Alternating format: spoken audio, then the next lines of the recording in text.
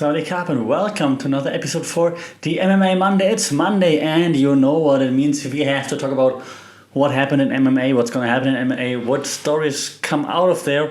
And oh my god, let's jump right into it. What an insane final pay-per-view UFC put on. You can hate UFC as much as you want and hate on them. And I do this a lot. But this was an amazing final pay-per-view of the year, wasn't it? It had everything you could wish for and more. Insanity, just from the beginning to the end, just crazy fights. The most boring fight probably was Neil versus Ponzinibbio, and it wasn't boring, it was a great fight, but this tells you something. Oh my god, so let's jump right into it. Like what happened and what do we take away from this?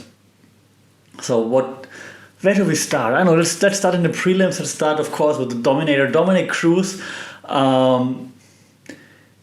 got rocked bad in the first round. You thought, maybe that's a bit too much for Dominick Cruz. Maybe he's too old now, he doesn't have it anymore. Oh, who knows? Then the second round starts and vintage Dominick Cruz is there. It's like, alright, where have you been in round one? Dominick Cruz just goes out 2 rounds, vintage Dominick Cruz performance. Yeah, it looked like the old Dominick Cruz, and he's almost my age. What the hell? And yeah, I know he looks older. I look younger. He doesn't look older. I look younger in Dominick Cruz, right? At least give me that. But oh my god, what the hell? Dominick Cruz, you're the man. Everyone made that joke. I make it too. You did your homework and you did it well. A+, Dominick Cruz, well done. A, round one, not an A+, an A. Where does Dominick Cruz go from here? He said he wouldn't mind the Aldo, or he wouldn't say no to an Aldo fight. Of course he wouldn't. I do think, however, that Aldo is still a bit ahead of him in the race. So I would love to see the Aldo versus TJ fight, since Aldo called out TJ. Dominick Cruz, Rob Font? Why not? That sounds good. If he disposes is such a negative term, right? If he goes past Rob Font, and it's gonna be tough because Rob Font's hands. But if he goes past Rob Font, then he's right back in the title picture, right? Then one more, and then he's at the title, in my opinion. So that's the story we take out of this. Dominick Cruz didn't call out anyone in particular. He said he wants to climb up the ladder. Nice, and he fights anyone that gets him there. So Rob Font is still ahead of him in the rankings, I believe. So fight Rob Font. If you go past Rob Font, then you're right there for the title eliminator, I think. So that would be fun. 2022 Dominick Cruz champion? That would be insane. Aldo or Cruz champion would be insane in 2022, wouldn't it? Man, old guys for the win. Woo! What else did we have? So many. Okay, let's talk about it. Let's talk about the one fight that I picked wrong in my predictions. Well, let's be honest, the co-main event didn't count. But other than that, I picked one fight wrong. Besides that, I picked all fights correctly. Oracle right here. No curse from me. I always pick against Sean O'Malley just because I don't like his behavior. Of course, he's a great fighter. We saw against Rodion Piper now. He's a great fighter, but he's also 7 feet taller than anybody else in the division. The size difference is insane, crazy. But his striking on display, awesome. Does he fight the right fighters to show this? Yes. Will this always look like this when he fights a wrestler? Maybe not. But for now, it looks great, fantastic, flashy, really crisp. The boxing on point. The adjustments on point. When he didn't connect with the straights down the line, then he adjusted and hit the hooks a little bit. It was nice. So smart decisions there. Love it. Still not a fan of his behavior and the bravado, but respect. Sean O'Malley. I know you don't care about my respect, but no, well done. Where does Sean O'Malley go from here? A new contract, probably. Dana White said in a press conference, I guess we have to pay him. So probably a new contract and. Well, then fight a ranked guy, top 10, I mean, Raulian Paiva was 15 before and whatever, but so yeah, someone around top 10ish maybe, and then let's see where maybe once the new contract is signed, don't just give him another striker, another smaller striker that just stands with him and doesn't have the range. Either like give him someone his size, and that's difficult in that division, or give him like someone who mixes it up a little bit, like a wrestler. Like I want to see if he can do the style bender thing and just stuff all the takedowns, or if he struggles with it. It would just be, and it's not even just me hating on it. It would just be interesting to see if he can do it. That's all I'm saying. So I think that's where he goes from here. Like fight someone ranked around 10, 11, 9 or whatever. Maybe someone who's a bit more grappling versed, not a super grappler, but someone who's more grappling versed, maybe more an all-around MMA fighter rather than just a striker. Raulian Paiva, I mean, he had a nice streak in the beginning and then struggled a little bit, like back and forth. I don't know where he goes from here. Like he was ranked 15 and no ranking, so not sure. He didn't really show much, unfortunately, right? So hard to say. Oh yeah, the Vera fight is still there, right? Chito Vera 2 for Sean O'Malley. That would be interesting. Chito Vera 2. Yeah, Chito Vera is also big for the division. Yeah, that would be interesting. Refight with Chito Vera. There you go. Solve the problem. What else did we have? Oh god, there's so many that I don't want to forget anything. I mean, Jeff Neal versus Santiago Ponzinibbio, my favorite name in MMA. Yeah, it was clear for was for a win for Jeff Neal. Well done. He looks not all. I mean, when he has knockouts, he's exciting because knockouts are exciting. But like, then his fighting style is not always. He has exciting moments. Don't get me wrong. Like I already can see people hating on me. Like, oh, how dare you? No. But like it's like for me, it's like a bit like this, not robotic, but just like not. He's not that flashy, but still, like I mean, he's fun to watch because it's crisp, which is really nice to see from someone who trains martial arts as well. Like you're like, oh, look at this movement. That's really nice. And Ponzinibbio is just like brash forward, throw spinning shit and just hope it lands. I mean, when he gets desperate. So, yeah, well done, Jeff Neal. Congratulations. What's next for Jeff Neal? And it's always a question, right? You thought he's going to be like shooting straight up, but then Stephen Thompson stopped him. So, I don't know. If Stephen Thompson won in a second wins against Belal, maybe Belal versus Jeff Neal would be interesting. Yeah, let's see about that. Yeah, what else did we have then before we go into the co-main and the main event? Oh yeah, of course. And I also picked this right. Kai Kara France, Cody Garbrandt, and everybody gave me shit for this. Like all of Instagram and Twitter was like, yeah, haha.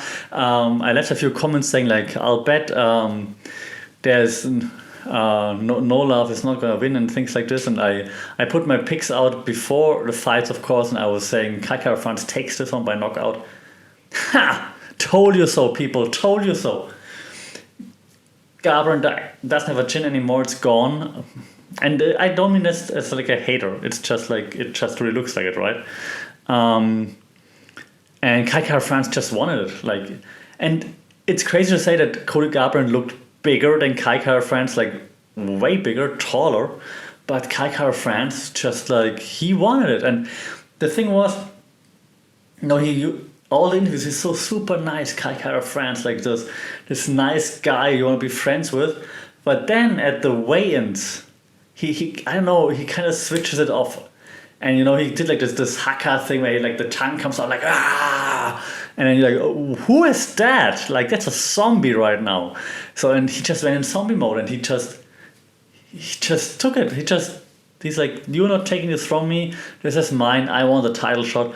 And yeah, awesome, man. Congratulations, Kai Kara France. That was a fantastic performance. Left no doubt. Knockout round 1. It was awesome. I was really excited for that one. I was like cheering, yelling, screaming at my screen. Of course, via the official UFC app. Is this how you watch it? I think so, right? Here on a Sunday morning in Bangkok. So yeah, Kai Kara France, you're the man. Appreciate that fight that was fun for as long as it lasted. So congratulations, that was nice. So title shot. Title shot needs to be next. Cody Garbrandt is 1-5 in his last 6 fights. Tough. That's gonna be tough. Man, that's a fall from grace for a former champion, isn't it? Whew, that's tough. I don't know where he goes from here. BKFC. I don't mean that UFC should cut him. By all means, no, that's not what I'm saying. Just think like, does he regroup? He switched weight classes now, and it didn't work out at all. So, what's the next move here? Right? So that's tough. Okay, then co-main event. What? Well, that's the one fight I obviously picked wrong. Like O'Malley doesn't count because I always pick against O'Malley just because I don't like his behavior. But we all know he would win. Here, of course, no one had a clue except Charles Sonnen. And Luke Thomas, by the way. Luke Thomas also said he wouldn't be surprised if Pena would pull it off. He picks Nunes, but he wouldn't be surprised. So, but Chal, of course, the GOAT. Or maybe Pena is the GOAT for breaking this Charles Sonnen curse. So yeah, crazy. And the thing is, the first round, right? Nunes Pena. Everyone is saying how that Nunes dominated the first round. It was surprising how it panned out, but Bisping said it too in his breakdown. But I didn't see her dominating the first round. She dominated the beginning and she sat her down real quick. But once they were on the ground, and I'm not a jiu-jitsu expert, so please, or wrestling expert by all means, so correct me if I'm wrong, but Nunes didn't do that much in the second part of when they were on the ground, and then Pena had her on the arm, right? Was even threatening, like what Rogan said, was threatening a few positions and just making her tired. So I think it was smart actually by Juliana Pena, and even her corner, right, said that's what we want, keep doing it, that's what we want. So I disagree with based on this. I disagree with a few of those professional reviews that I saw online. It was smart by Pena. But then also I agree with the rest, Charles Sonnen, DC, all of them, Nunes just gave up. She packed up her lunch and went home. And it's disappointing for a champion.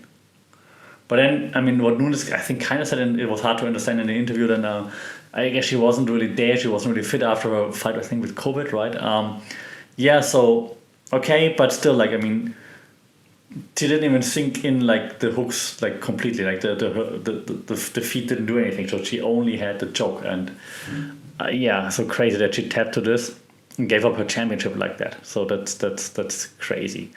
But congratulations to Juliana Pena. She said she's gonna do it. She was a bit annoying, for over the last few weeks, months, but congratulations. You did what you said you're gonna do. So the world's your oyster. Congratulations, Juliana Pena. Awesome. What an upset. Fantastic. That's what sports is about. So you can achieve your dreams. Fantastic story there. It's awesome. It's weird that she has never won back-to-back fights before in her UFC career, I believe. But she does it now when it counts the most, so congratulations. Where do we go from here? A rematch. Nunes was a champ for so long, even though she didn't defend that title in 2 years. Crazy. That's crazy. But I think she simply, if she wants to, she gets a rematch because she's been the champ for so long. I think that's just how the UFC works. But this was awesome. Shocked the world. Fantastic. Juliana Pena, you're the woman. And then of course at the end, I'm not surprised, motherfuckers. Very nice, with her daughter on her arm. Cool. The main event. I told you so. I told everybody here as well, and again, everybody was laughing at me. Just like with my Kai Kara France prediction, I was like, Charles Oliveira has the Muay Thai skills to stand and bang with Dustin Poirier, because I train Muay Thai. And I like when people in MMA utilize Muay Thai, and Charles Oliveira has awesome Muay Thai. And the thing that people don't understand is Muay Thai is more than just kicks. It's lots of shit, lots of stuff from close range.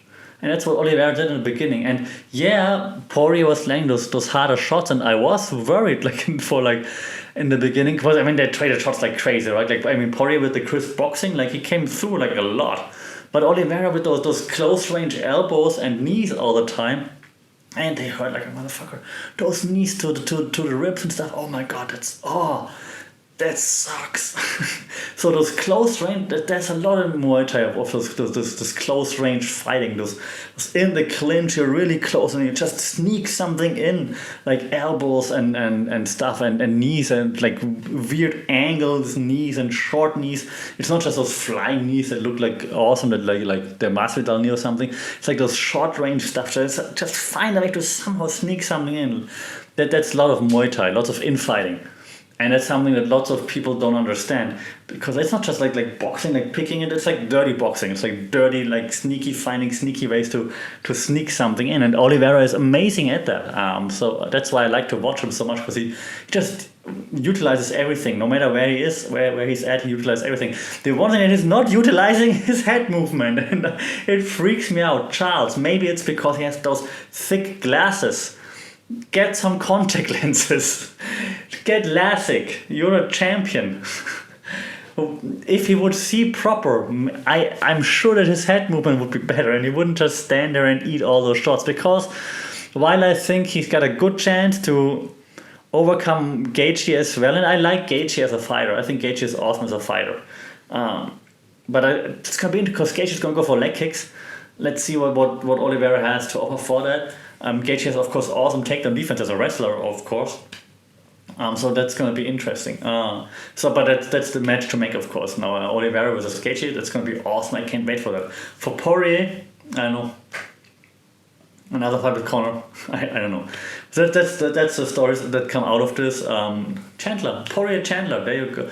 Oh God, Chandler's getting annoying on Twitter. It's like, I didn't tab, I went out of my sheet. Congratulations, you still lost. It's the same. It's he's turning heel right now, and I don't like heel Chandler. See you at the top. Oh God, Michael Chandler, you're annoying AF. I'm sorry. He's so annoying. I know most people like him and he's so well spoken and so motivational. Shut up. The conceived belief, yeah, exactly. That also fits to Michael Chandler. He's another Luke Rockhold. Yeah, that's what Michael Chandler is. Michael Chandler, you're Luke Rockhold 2.0 reloaded. And as we know, the remake is always worse than the original. Okay, I had to say it. All right, that's it. So, what happens next? Well, no more pay-per-views, but we have another fight night coming up. And this fight night is going to be cool, I believe, because, well, it's the Black Beast in the main event. And how can you not be excited about the Black Beast main event? Derek Lewis versus Chris Daukaus. And it's going to be a tough fight. Chris Daukaus stands at 12-3 with his record. Lewis 25-8, I believe. Yeah, my notes. Yep. I mean, I can't be not rooting for Derek Lewis. So, but Chris Daukaus is no joke. Like, I mean, he looked really good in his last fights. As much as you can say for heavyweight, it is. I think the only heavyweights that look good are Francis Ngannou and Sergant. Stipe, yeah, but then the rest does not look good. But he looked good, like his fights look good. Okay, but I gotta go with the Black Beast, of course. But just because that's my heart. Skill-wise, Chris Daukaus is definitely on the up and up, and you can't be surprised if he takes it. But Black Beast for the win. Co-main, the fight I'm looking forward to the most, Stephen Wonderboy Thompson. I just like his. Even though we make fun of it a lot, like one of the gyms I train at, there's like a karate dojo right next to it, and sometimes like on the weekends we train like at the same time. Usually I don't see the karate guys, but at the weekend sometimes when I just go for like a few drills in the afternoon or so, and then they have afternoon class in the karate dojo, we just see them and they have like a glass wall to our gym, and we make fun of them sometimes, of course, and they make fun of us, I'm sure too. We just don't hear it, but I do like Stephen Thompson's style. Like this elusive one is always moving, and he's just such a nice guy, of course. And I mean, you really want him to have a title before he hangs it up, right? So I mean, go Stephen Thompson. Bilal Muhammad, I really don't like his style. He's funny sometimes on social media, but he's also getting a bit annoying, to be honest, because he's like just pushing too hard right now, I believe. But I mean, still respect his journey and so on. I don't like how he handled the Leon Edwards situation afterwards, because he got pieced up by Leon Edwards. So, like, yeah, it was just the eye poke. Yeah, it was the eye poke and it was unfortunate, but you did get pieced up by Leon Edwards. So I have to root again. Also, I'm rooting for the older one because we're basically almost the same age, Stephen Thompson and I. So go Stephen Thompson. Let's bounce back here. Finish Bilal Muhammad. I know he's got a huge following. If I say this, someone watches it. Like, they're like gonna hate on me, all of them. I'm not attacking any of Bilal's beliefs or anything like this. I just root for Stephen Thompson. Okay. Because Steven is just Wonder Boy. And I want to see this once before he retires. Stephen Thompson fighting for the championship and Tenacious D playing him out. Come on, make it happen. Steven, make it happen.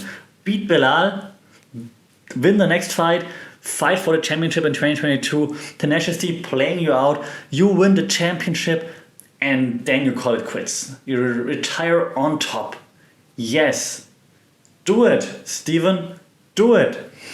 Okay, we got this fixed. Okay, then we have Amanda Lemos versus Angela Hill. Oh God, Angela Hill, she's funny, but she's also like on all the time, everywhere. No, Angela Hill, I like you because you're cool, you're smart, you're funny, but don't be everywhere all the time. I have no clue what to think about Amanda Lemos, but her record is 10-1-1, so she seems to be pretty good. So this should probably be a tough fight for Angela Hill. We have Rafael Assunção coming back against Ricky Simon, I never know how to pronounce it. Time for Assunção to bounce back, but Ricky Simon, of course, as well. And I didn't know that he's 18-3. I thought he lost more often, so apparently Ricky Simon isn't losing much, so yeah, should be a fun fight. We have Carlos Diego Ferreira, and Mateusz Gamrot. Oh shit! That's gonna be a fun fight. I didn't have this on my screen at all, as you can see on my radar. That's gonna be a fun fight. This is a potential show stealer. Gamrot is a potential like dark horse for everything. Watch this space. Watch this fight. Second fight on the card. And first fight, like according to my Google here, Cap Swanson versus Darren Elkins. Two OGs in the game. That's a great fight. That's awesome. I'm a Cup fan all the way, of course, but I mean Darren Elkins also an OG, like great. That's a great fight.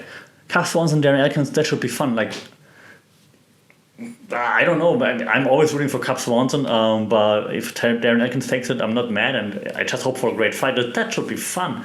That's a nice fight night at UFC. Good job. Looking forward to this. Okay, it's not only UFC action, and I'm not gonna go through like Bellator or whatever. So I'm still mad at Bellator for like just fucking up their marketing. Like, they're nowhere to be seen. Like, what the hell, Bellator? Like, you never announced shit.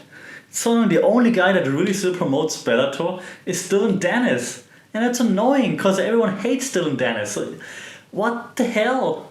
Okay, AJ McKee was at the MMA Awards, but that Bellator, do better. Seriously, come on. You want to be taken serious. Also, by the way, those MMA awards are ridiculous. So much BS. But of course, it's a fan award, right? It's voted by the fans. So of course, it's a popularity contest. That's why Ariel wins it all the time, because he's just everywhere all the time.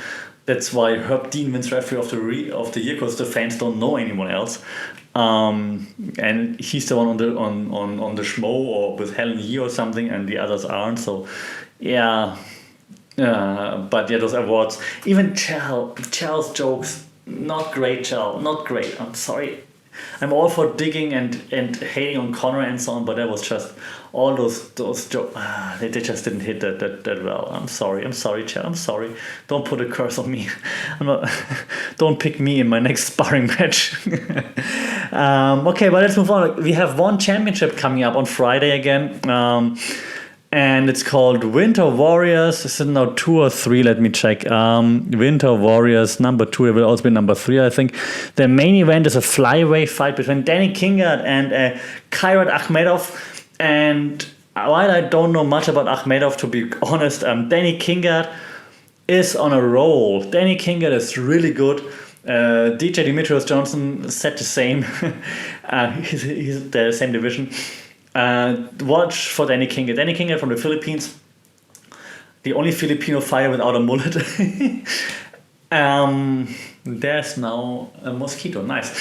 So then watch Danny Kinga. Danny Kinga is fast, flashy, really nice to watch usually.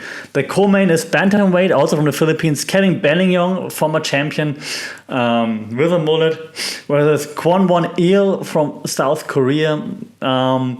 Kevin Bellingham was like really on a roll like 2 years ago or so, but since then lost a bit of steam.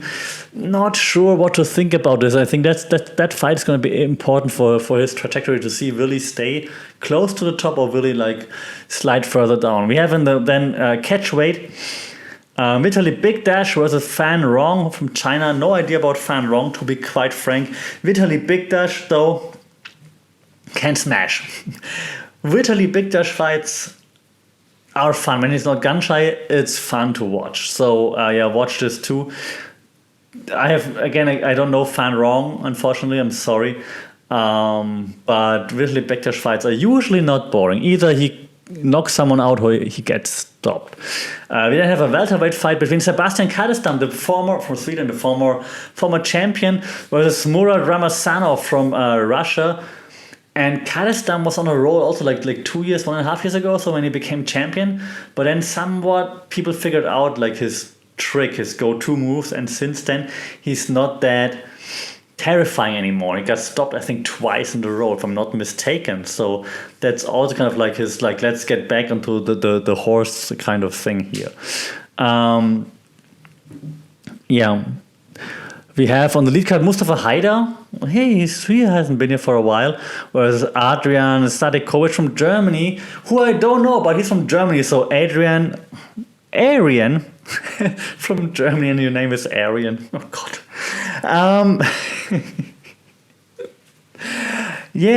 Can I say go Aryan? Being German, I'm not sure if I can say that. Of course, I support my German countryman. Even though Mustafa Haidar is, I think, the more experienced here. So I think that's the most notable fights on this card of the Winter Soldier 2. Winter. That's what you do, one championship. Winter Warriors, not Winter Soldier. Winter Soldier with GSP, of course. Winter Warriors 2 for one championship this Friday. I'll discuss the outcome, of course, afterward. Let's see if we have an Aryan takeover. All right, that's enough of this. I'm sorry. If you enjoy what's happening here, subscribe, rate that podcast. It would be nice. Google Podcast, Apple Podcast, wherever you listen to it. It would be nice if you rate it so more people can find it. Like, share, subscribe. Add FunkitPod on social media. Email is funkitpod@gmail.com. As always, stay safe, take care, and I'll see you soon. Sawadee Ka.